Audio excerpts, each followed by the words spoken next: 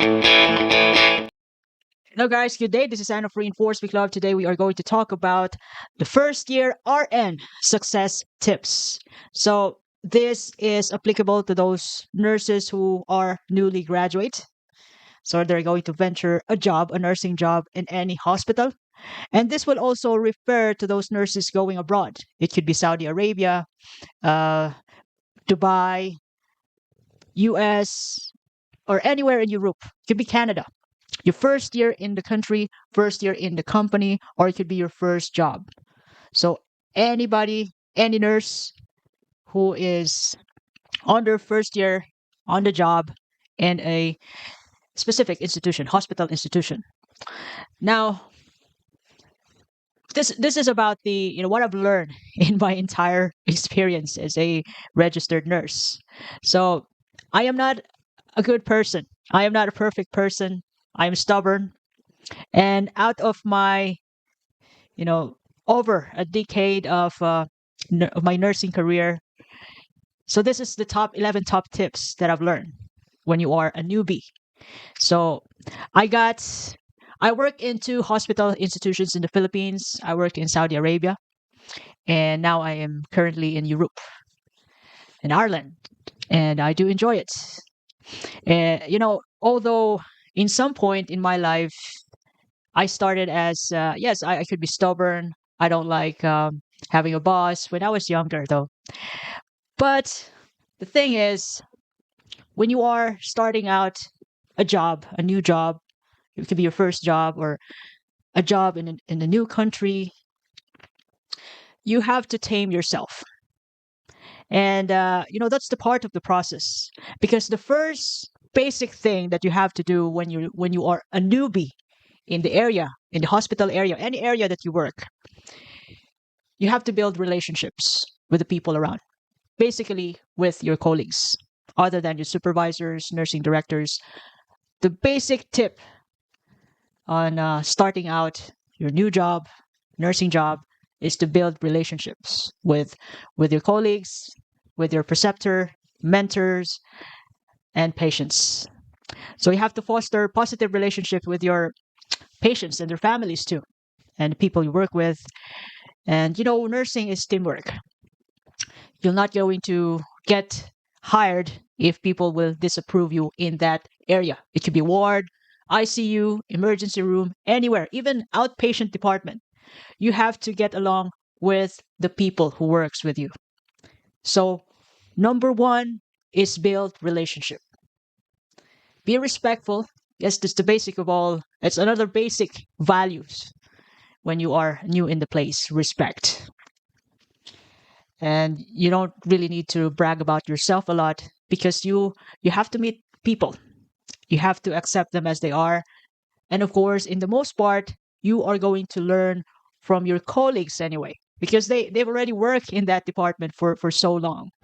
So you have to get along with them in order for you to learn, and so that you can make up your own way. You can make your own way as you get along with them. So nursing is teamwork. You have to get along with the people around, whether you like it or not. Because in some point, you're going to work with them, you're going to hang out with them, and you're going to be happy, sad, and glad together in the area. The second thing that you have to take note when you are newbie nurse in the area, is that basically never forget to be a patient advocate. This is to this is to make sure that their voices are heard, their rights are respected, and their needs are met. If you follow this universal rule, patient advocate, you'll be fine.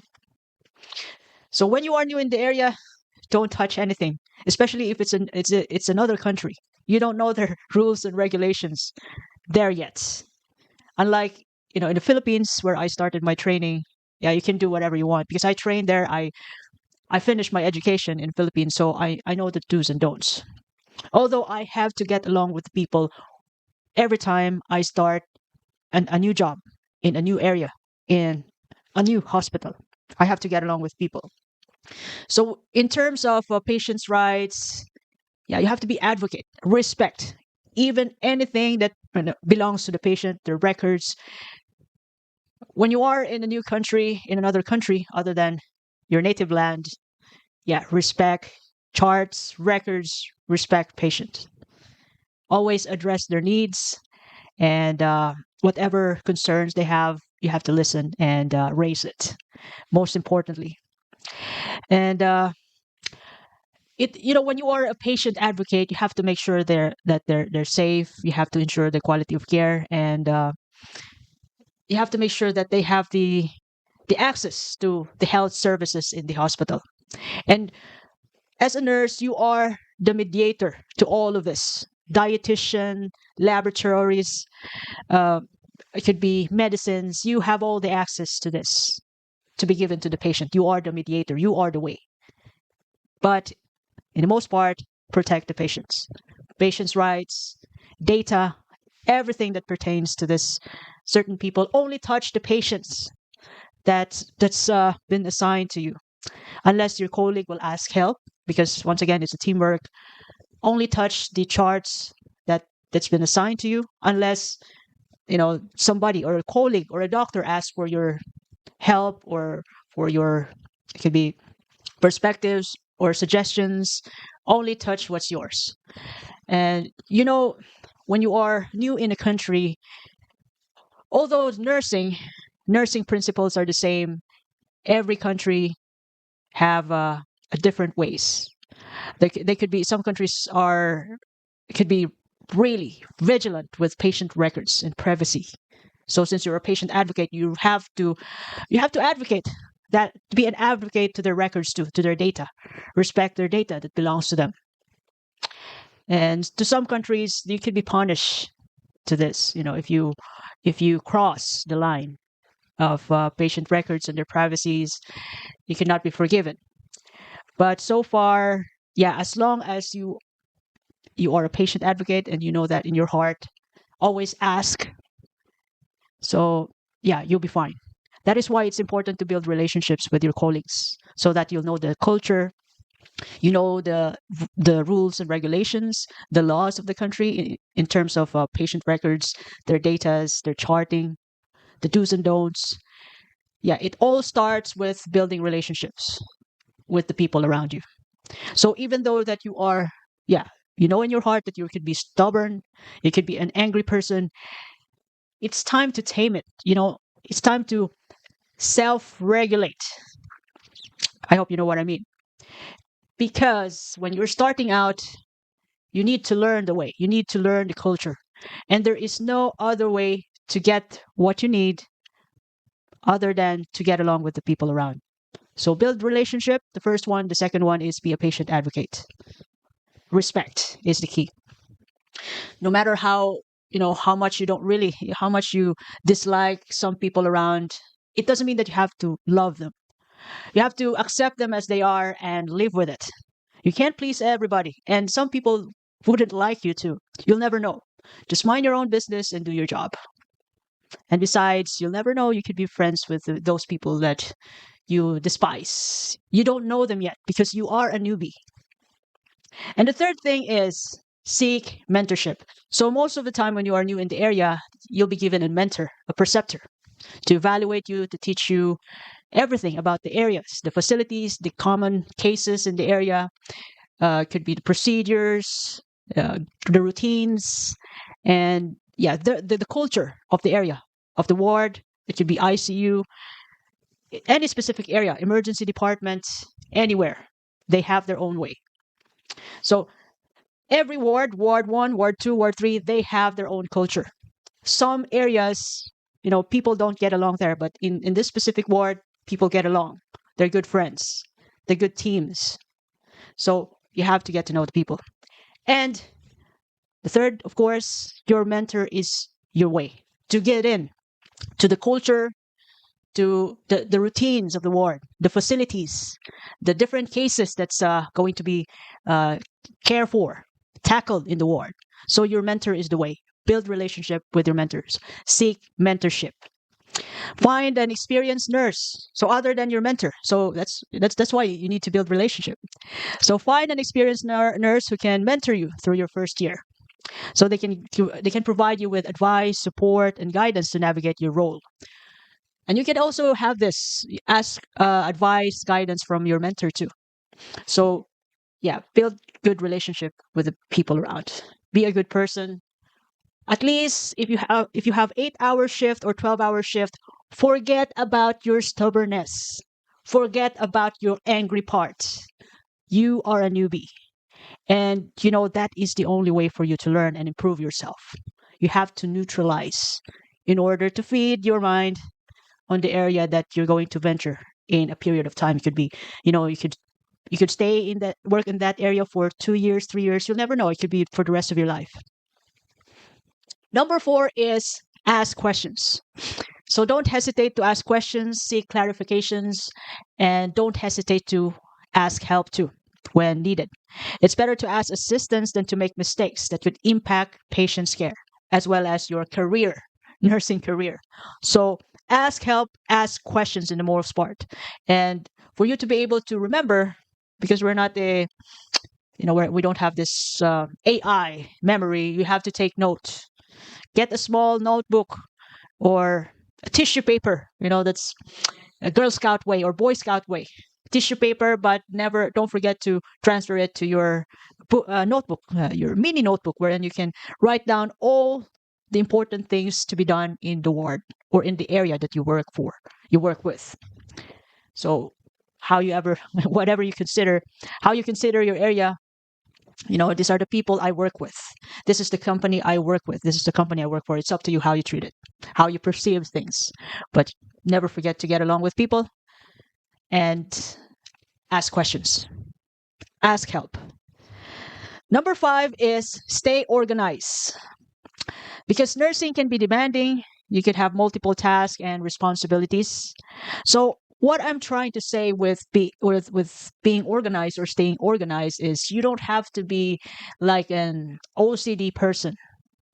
If you are not an organized person, look, being organized in nursing is just 2 to 3 minutes or 5 minutes. When you join a team in an area, so it's your first day, your mentor is going to orient you about the place. And then for the entire day, you have to observe the nursing routine. So what's going to happen by the time you start your work? So you are going to receive a handover from the night nurse from the previous shift. The second thing could be, this is just for example, you're going to take vital signs. The other nurses will take vital signs to all their patients. Some nurses will do vital signs and they give medications altogether. So you have to take note. So this time you put it in your notebook that this is at this time, 8 o'clock in the morning, this is the vital signs time. And this could be the medication time for patients. And 8 to 10 o'clock. So you have to note the routine. 8 to 10 o'clock, you'll never know what's going to happen. So this could be the time wherein, we help patients going to the toilet, or we change patients' beddings 8 to 10 o'clock after getting vital signs, giving medications. It's the patient care time, 8 to 10, plus doctor's rounds. So 8 to 10 could be the time. It's kind of hectic though, but you have to take note the routine. You have to read the routine of your area. 8 to 10 o'clock could be the time wherein patients are going to their diagnostic procedures. It could be from 10 to 2, doctor's rounds, different doctors coming into your wards. You have to listen to their plans and carry out doctor's orders, plus patient care, 10 to 2 o'clock in the afternoon. And then you learn this from your mentor. And then, you could also ask your mentor, your preceptor, about how she does her charting. What are the patients who are the patients that you can scan. Since you are new, you ask your mentor, can I check the chart, the chart, the patients that we are covering? Can I touch the chart of this person since I am much interested about the case or not? You have to be careful. Respect, once again, be a patient advocate. So always ask questions. And staying organized is just, easier said than done. But although nursing is quite complicated for the entire day, take note of the routine. All right, this is to make your life easier. Otherwise, yeah, you can get along with the routine without knowing what's happening. You just venture the day. But if you know what to expect in a day, then you'll be well prepared. That's just being organized. You don't have to do some task at a certain time, because nursing could be hectic, could be complicated. You never know what's going to happen. Although you are planning to do something at this 10 o'clock in the morning, 11 o'clock in the morning, sometimes it doesn't happen that way. You have to be flexible too. Just take note of the routine once again, because that will help you get organized. And number 6, of course, be flexible, because nursing is unpredictable. You are planning a bedside care between 8 to 10 o'clock in the morning, then suddenly somebody had a cardiac arrest somewhere. And then one of your patients got complications. Then there you go. It's critical condition. One of your patient has developed an infection, and that patient is in critical condition, and then all your plans are broken. So you have to be flexible. And sometimes your plans are wouldn't happen. So you have to be adaptive in some ways. That is really life. And as you work longer in that area, you're going to develop a plan.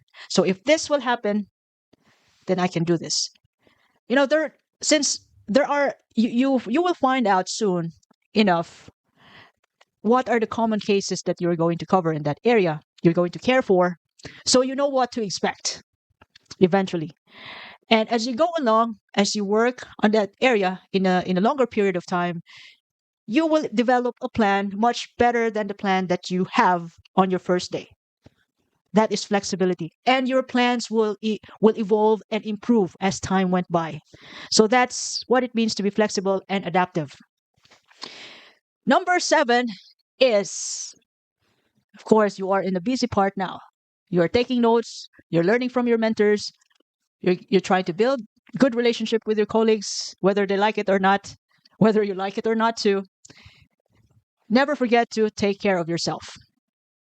So this is a part where when you go home, you have to talk to yourself that it's all right. You have to stay positive self-talk. Take care of yourself, eat healthy, meditate, deep breathing. When you're upset at work, deep breathing, talk to the wall. You have to vent your bad energy, your negative energy in a healthy manner. That's one way of taking care of yourself. Otherwise, if you can't, you're going to be burnt out, exhausted, and stress out. And it happens to everybody, even me or anybody else. In some point, no matter how good we are, we're going to be burnt out. That is why, adaptability, flexibility, you have to be ready for that. When you get burned out today, the next day, you have to do something in order to prevent that. That's part of the learning process. Yeah. Take breaks. And if you really looking after yourself, work out, exercise. That is one way to burn fats or calories, keep your body in shape. And of course, one of the benefits of doing workouts or exercise is it is a stress reliever. Find activities that can help you relax and unwind. You could go to your friend, talk to your peers, talk your heart out to the people you trust. Speak your heart out, whatever you have in mind at work. But of course, be mindful about being a patient advocate. And since you are still a newbie in the area, you are building relationships. Be a patient advocate and be an advocate to your mentors, to your colleagues too. Don't trash talk yet. Just talk your heart out, and can somehow convince yourself that you're going to get over it, because you will eventually. You get used to those people with attitude. You get used to them since you'll be working with them anyway. Number 8, after taking care of yourself, embrace feedback. Feedback is essential for your professional growth. So welcome the constructive feedback from your colleagues, supervisors, and patients that will enhance your nursing practice. So, of course, some feedback should not be good. Some feedback could be good for you, but most importantly, you have to take note of the feedback that's not good for you. That is your key to success. It means that there are things that you need to improve. When you have bad feedback or when you have a negative feedback, let's just say negative feedback, it doesn't mean that you're a bad person. It only means that these are only the areas that you have to tweak a little bit. Negative feedbacks are good. It means that you have a way to improve yourself rather than people telling you how good you are, but there's no way for you, like, am I really perfect? You need negative feedback for you to become a better person, a better nurse, or the best nurse in your ward. You need those negative feedback. That's your room for improvement. And always remember that some things should not be taken personally. So, yeah, it could be hurtful for you. Some feedback could be daunting. But I love this. I love the concept of time. Time heals. When I started out my job in every institution, it could be in the Philippines, Middle East, or here in Europe, I always receive negative feedback. And most of the time, to be honest, people don't like me. The first 4 to 8 weeks, sometimes 3 months, I even ask myself, am I an alien? What's happening to me? Am I a person? But you know what? In every institution, in every area I worked, they don't, even though they don't like me, first couple of months. Look, as time went by, 5 months, 6 months onwards, some people became like me. They don't necessarily like me, but they learned to get along with me because I did my best to get along with them, to accept them as they are. So they have no choice because I'm already there. They accepted me, they love me, and every time I ended my contract in every hospital, we're having a party. It doesn't mean that they're happy, being without me. It's just that they're gonna miss me. You have to really tame yourself when you are a newbie, when you are a new nurse in the area. Tame yourself. Don't let yourself out yet. You're gonna have a time for that. Be patient because it's time to learn. You never know the people that you hang out with. Get to know them, and so that since you'll be able to know their way, then you'll learn how to really deal with this type of person and this type of person, and eventually you're gonna learn to work with them, and they are the way for you to know the ward, the area that you work with, that you work for. So yes, nursing has the same principles, but largely, especially different countries, it's different laws and regulations, but the same principle. Get to know the culture, get to know the country, the policies first. That's part of the being a patient advocate. Then you'll be grand. You'll be great. You'll be good. So reflect on your experiences. Take time to reflect on your positive and negative experiences in the area, and of course, ask yourself what have you learned from those experiences, and improve them. So that is why negative feedbacks are important.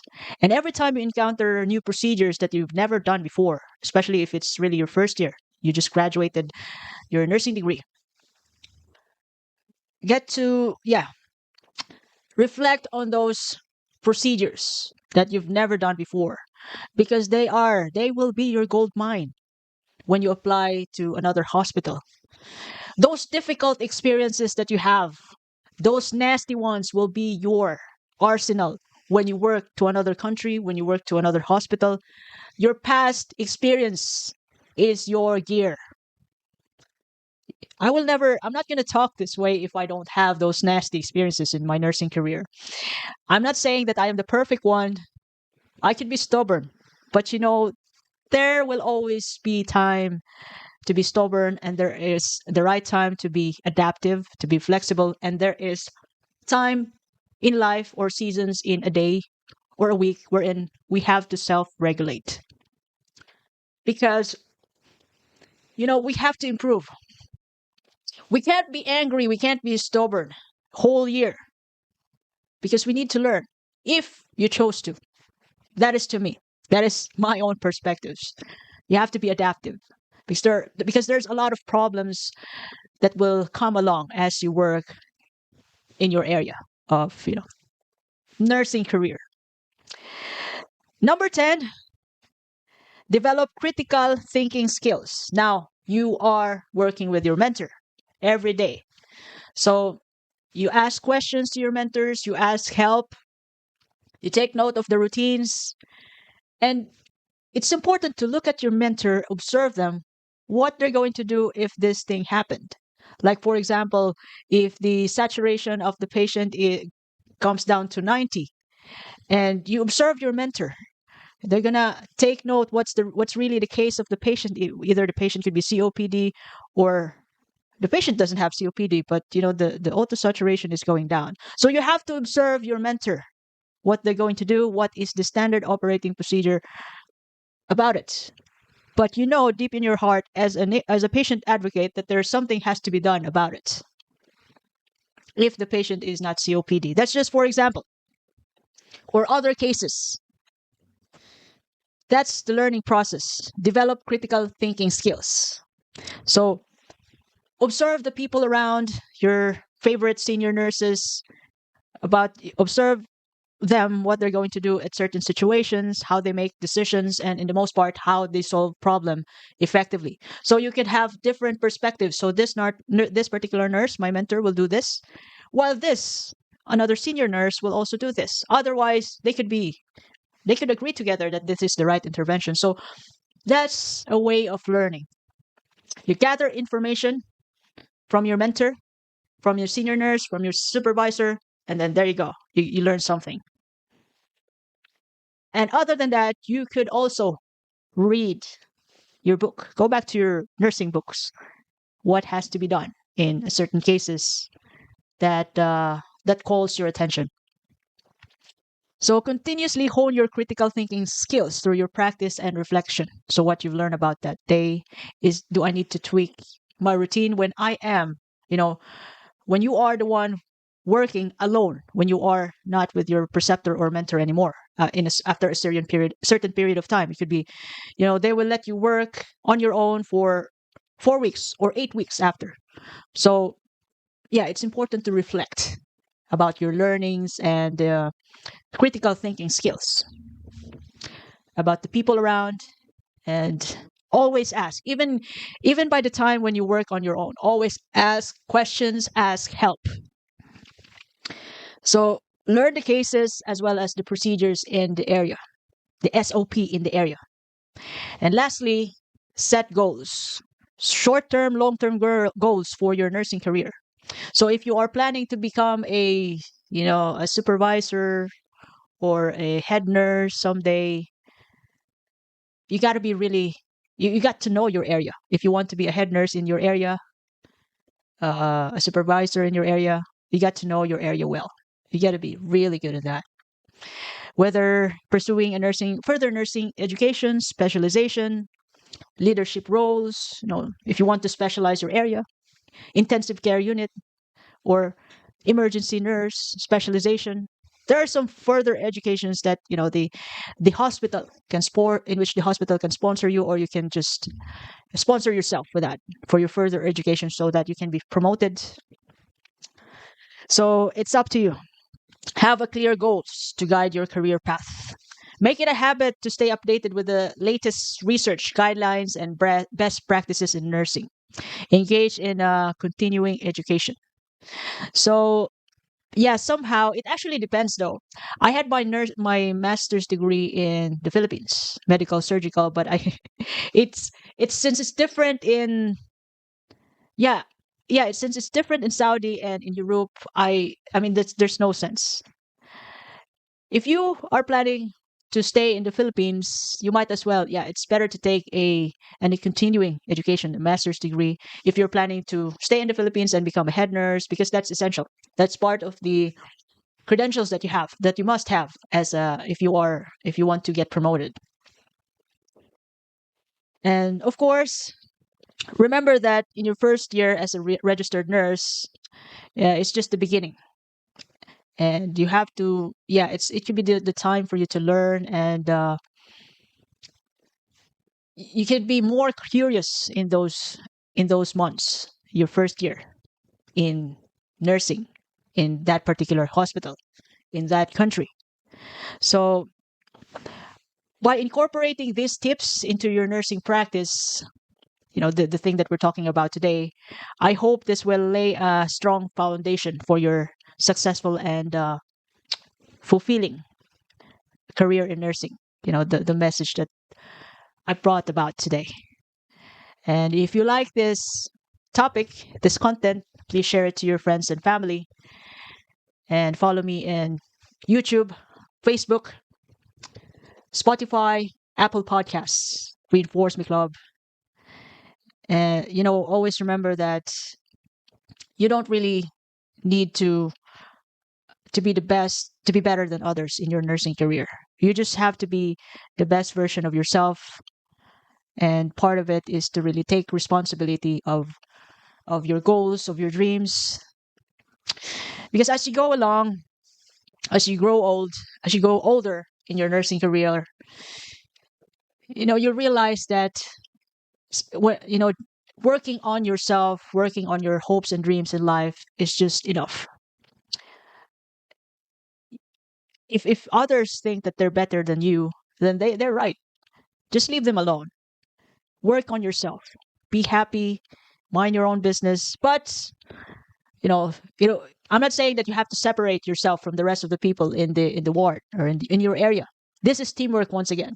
So if they think that they are better than you, then be it. Just be a better version of yourself. Compare yourself from the time when you started your job, the second year that you started your job. Make sure that there is some progress inside the area, or it could be in your family. So make sure that you have progress. Reflect and be a better you. This is a lifetime education. Thank you very much for your time once again, and have a lovely day. This is Anne. Bye.